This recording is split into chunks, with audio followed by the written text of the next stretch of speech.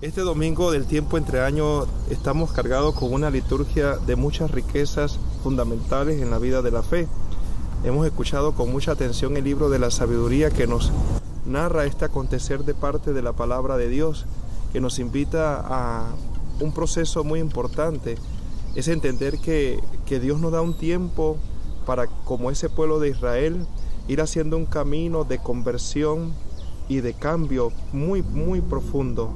Esta conversión es importante, pues ya vemos cómo Dios, aun cuando es un Dios todopoderoso, es compasivo. Yo diría que nos suelta un poco el hilo a veces y nos deja correr, pero que en un momento dado de la historia Él empieza a recoger para que nosotros hagamos verdaderamente ese camino de conversión, ese camino de cambio que el ser humano necesita, sobre todo en estos tiempos donde encontramos una sociedad marcada por muchos aconteceres. Es importante que los cristianos seamos ese camino de conversión, que la gente pueda ver en nosotros verdaderamente ese testimonio de que hemos cambiado nuestra existencia y que al llegar a ser tocado por el Señor, Él va derramando esa luz y esa esperanza. Lo mismo nos invita San Pablo este domingo a que podamos hacer una experiencia profunda de volver a invocar la fuerza del Espíritu Santo, de dejar que ese Espíritu nos mueva y nos ayude a morir un poco a ese sentido que decía el domingo pasado, al tema de la carne, y experimentar la gracia en el Espíritu, porque Él es en realidad quien nos alienta y nos impulsa a la vida de la iglesia a seguir haciendo la misión encomendada, el trabajo que debe ser como proporción de vida fundamental. Este domingo el Evangelio de San Mateo está muy conectado con el domingo pasado, donde nos invita a volver a tomar el tema del sembrador. En este caso encontramos que el sembrador ha tirado la semilla y que al tirar la semilla, ella crece, el trigo va a crecer con la cizaña. Es decir, hay una proporción que nos hace comprender que también, como crece el bien, también crece igualmente el mal. Pero vemos cómo los trabajadores de la tierra le piden al dueño de este sembrarío que por favor permita arrancar la cizaña. Y claro, encontramos claramente que el dueño dice, no, déjenla crecer juntos. La importancia de muchas veces también el crecimiento del trigo y la cizaña nos lleva entonces a comprender un poco ese misterio de vida.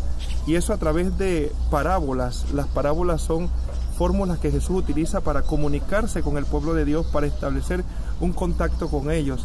Y ahí encontramos la riqueza de dos parábolas. La primera de ellas, la semilla de mostaza, que es tan pequeña, tan fundamental, pero que luego cuando crece se convierte en un árbol grande, que allí anidan las aves. Y esto nos da un sentido de comprender que el reino de Dios va a crecer en la vida del hombre si él se abre de par en par y permite que esa semilla que ha caído haga crecer en su vida una existencia verdadera. Por otro lado, también nos pone la parábola de la mujer que prepara la masa y que en ella pone la levadura, y cómo naturalmente esa levadura va haciendo fermentar la masa, hacerla grande. Toda esta proporción entonces nos lleva a comprender un poquito el misterio de lo que Dios nos quiere revelar este domingo, la importancia de un camino verdadero de cambio en nuestra existencia que nos permita contemplar verdaderamente esa actitud renovadora. En muy personal digo siempre que en el hombre habrá tema de trigo y de cizaña, habrá signos de bien y habrá signos de mal, pero en la medida en que vamos nosotros adentrándonos a ese reino de Dios y conociendo a Cristo, como nos invita hoy el Evangelio de San Mateo, debe ir muriendo esa actitud verdadera de ser cizaña para crecer en el camino de un buen sentido de trigo. Yo diría que, como decía el domingo pasado el Evangelio, que el fruto que da la semilla sembrada debe ser el 100, el 60 y el 30%. Hoy el Señor nos pide que poco a poco vayamos dejando todas las condiciones muy humanas, muy terrenales, para ir acercándonos más profundamente a ese reino de Dios. Tú, hermanos, que escuchas por los medios y por las redes sociales esta homilía, yo te invito a eso.